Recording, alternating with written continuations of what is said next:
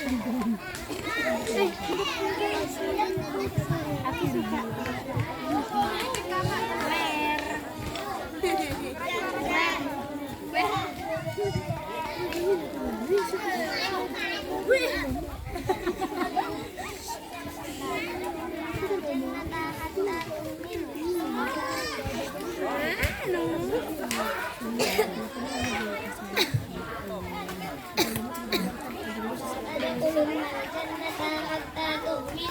ولا تؤمنوا حتى تحابوا أولا أدلكم على شيء إذا فعلتموه تحاببتم أفشوا السلام بينكم السلام عليكم ورحمة الله وبركاته.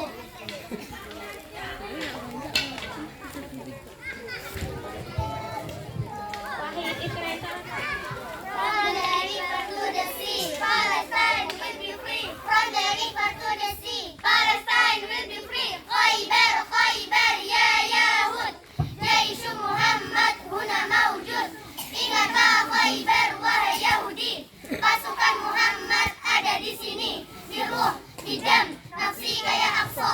Di ruh, di dam, nafsi kaya Aqsa. Majulah kelompok Maryam, hadapi dengan senyuman, taklukkan semua rintangan. Semangat, janganlah gentar, don't give up. Bismillah, masa istihad, asasun najah, man jada wajada takbir, Allahu Akbar. Bismillah, masa istihad, asasun najah, man jada wajada takbir, Allahu Akbar.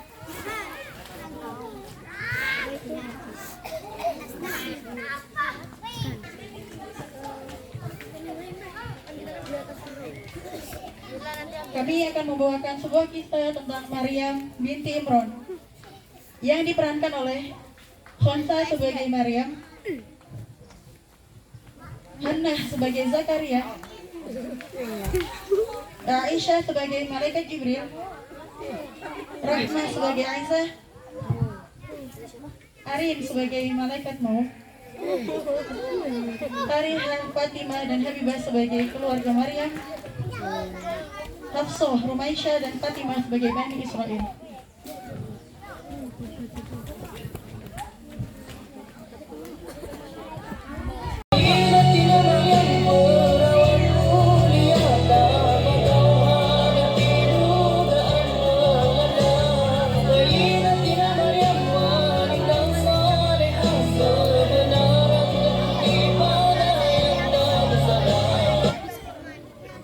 Sebuah kisah Maryam binti Imran.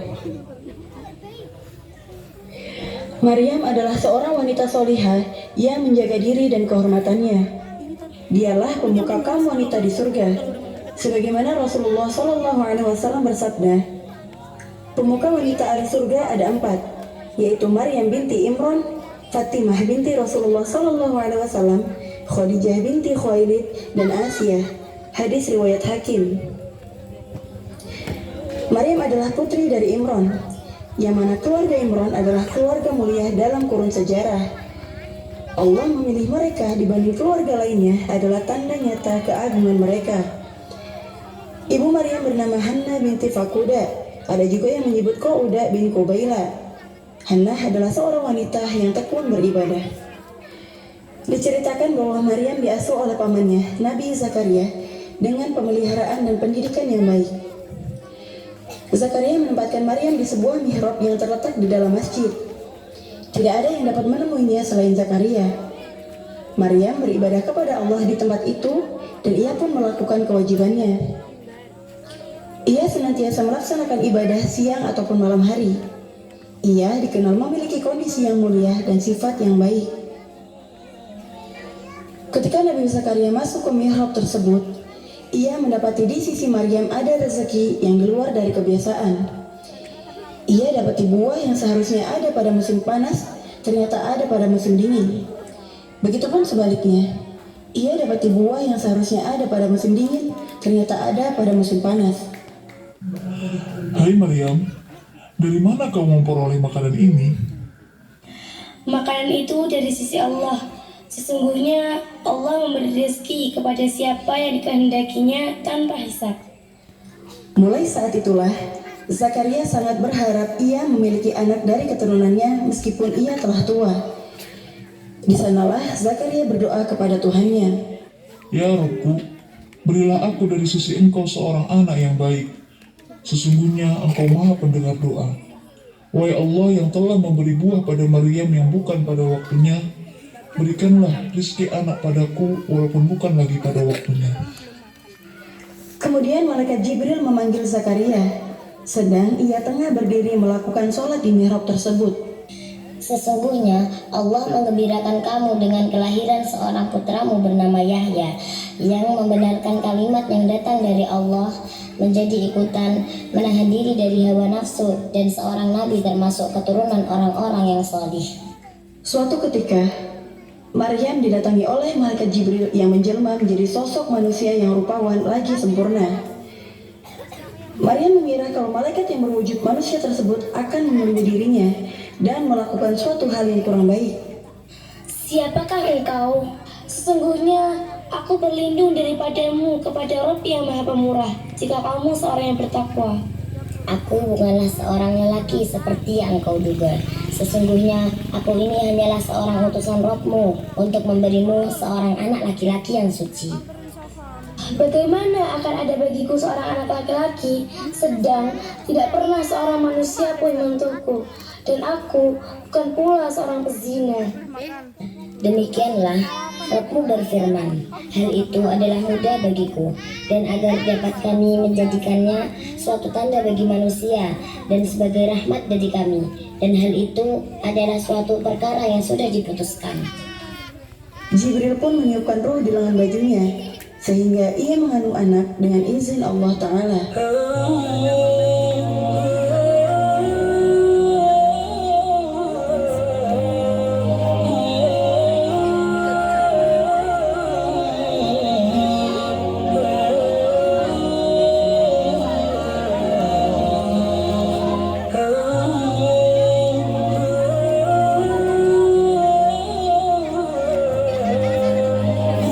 Ketika Maryam hamil, ia merasa kesulitan dan tidak tahu apa yang harus dikatakan pada orang-orang.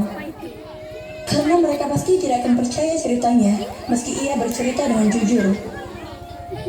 Dan sekuat apapun Maryam menyembunyikan kehamilan, kaumnya tetap tahu pada akhirnya. Mereka mengusirnya, mengolok-olok, dan menuduhnya sebagai pezina. Hal tersebut membuat Maryam pergi mengasingkan diri di ujung timur Masjidil Aqsa, tepatnya di Bethlehem.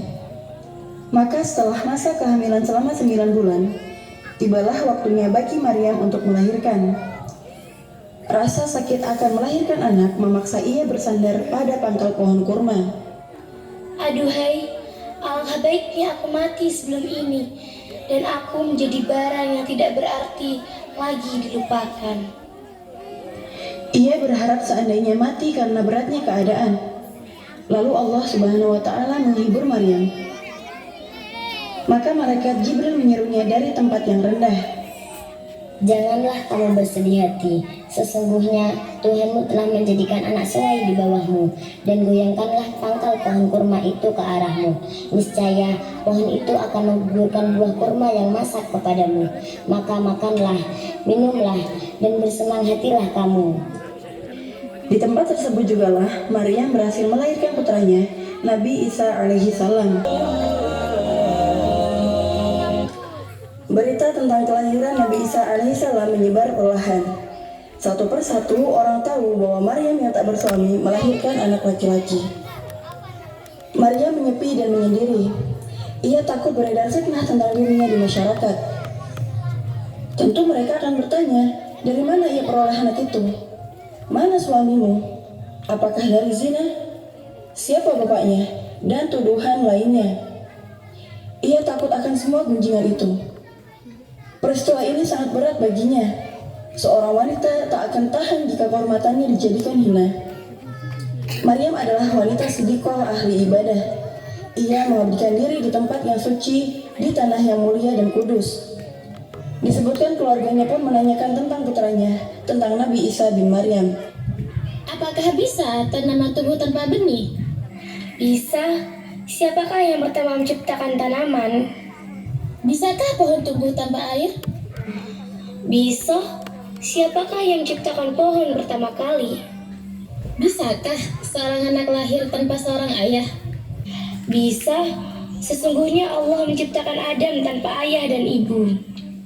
Setelah merasakan ketenangan, Maryam pulang dan bertemu kaumnya. Ia membawa anaknya kepada kaumnya dengan menggendongnya.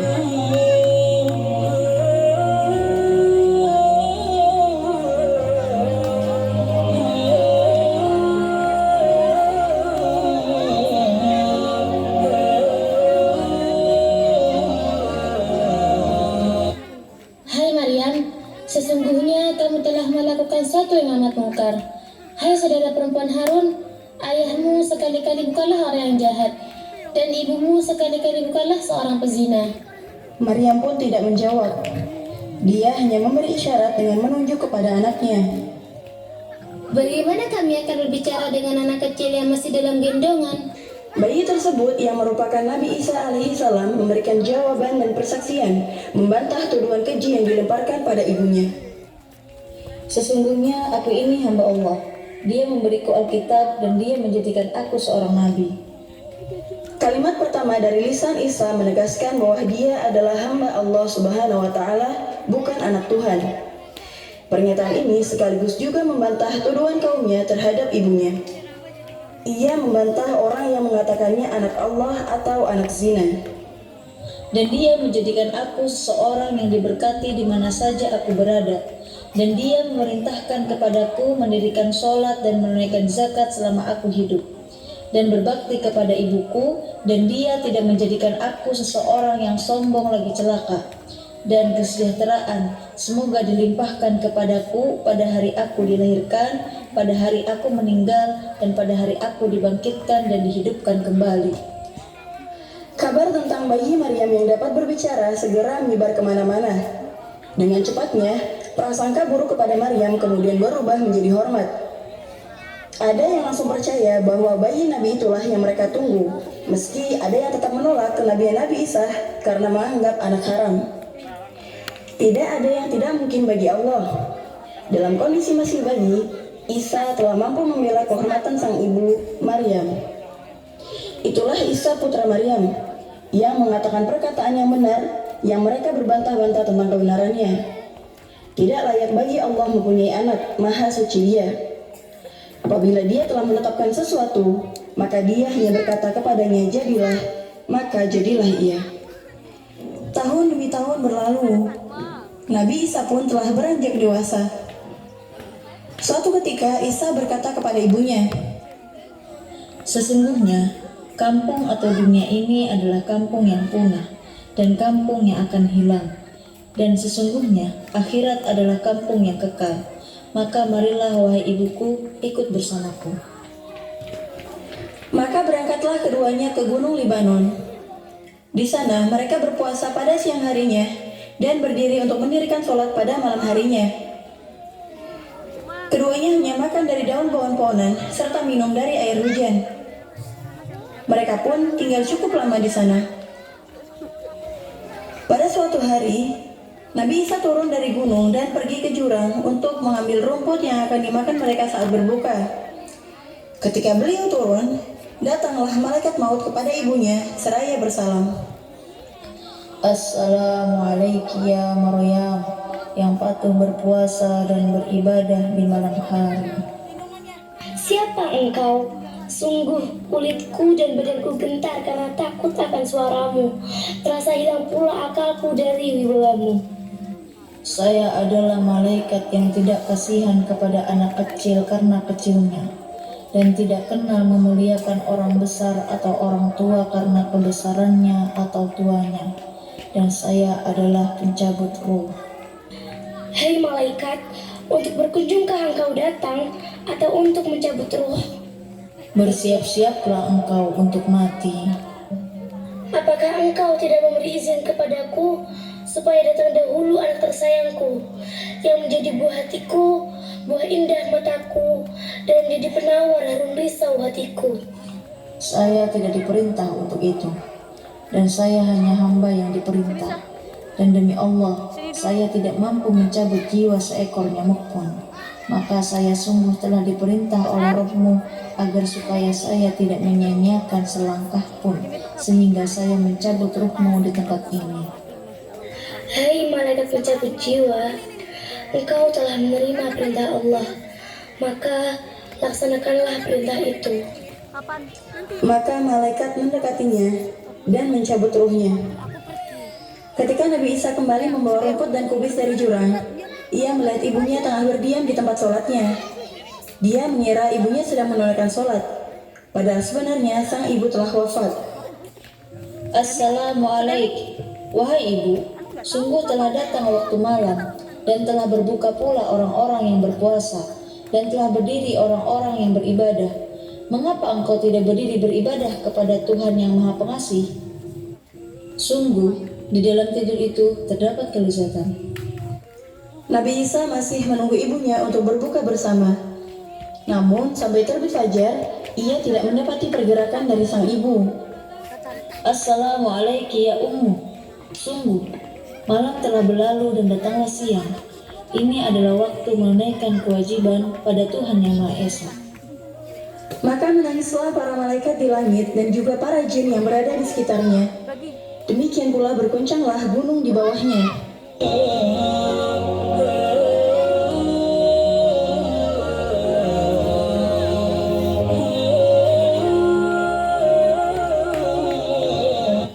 Kemudian Allah memberikan wahyu kepada para malaikat. Apakah yang membuat kalian semua menangis? Sungguh, Aku Maha Mengetahui dan Aku Maha Penyayang. Tiba-tiba ada suara yang menyeru, Hai Isa, angkatlah kepalamu. Sesungguhnya ibumu telah meninggal dunia dan Allah telah melipat gandakan pahalamu.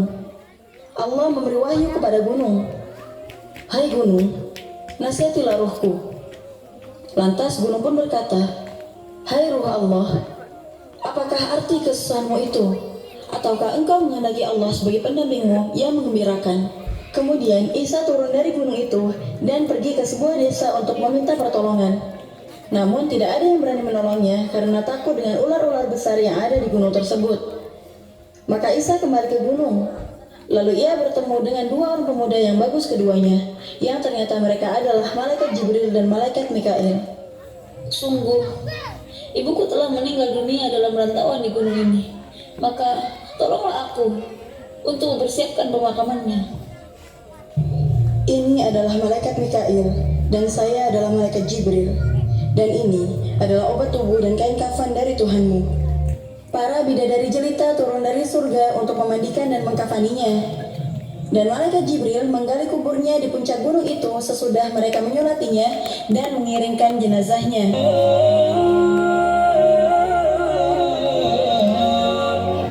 Ya Allah, sungguh Engkau mengetahui tempatku dan mendengar perkataanku, dan tidak sedikit pun urusanku yang tersembunyi bagi Engkau.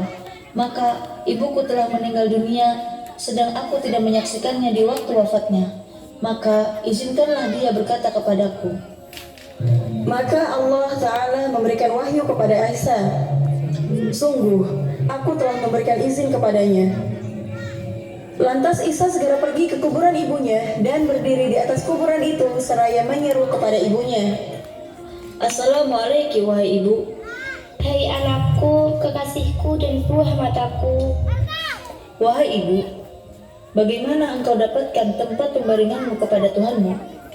Aku memperoleh tempat pembaringan dan tempat kembali terbaik. Aku mendapat ridha Allah dalam menghadapnya. Wahai ibu, bagaimana dengan rasa sakit saat maut menjemput? Demi Allah yang telah mengutusmu sebagai nabi yang membawa kebenaran, sampai saat ini rasa pedihnya maut masih belum hilang dari kerongkongan. Kehebatan malaikat maut pun belum lenyap dari pandangan mataku. Untuk itu, haturkanlah salam sejahteramu untukku hingga hari kiamat.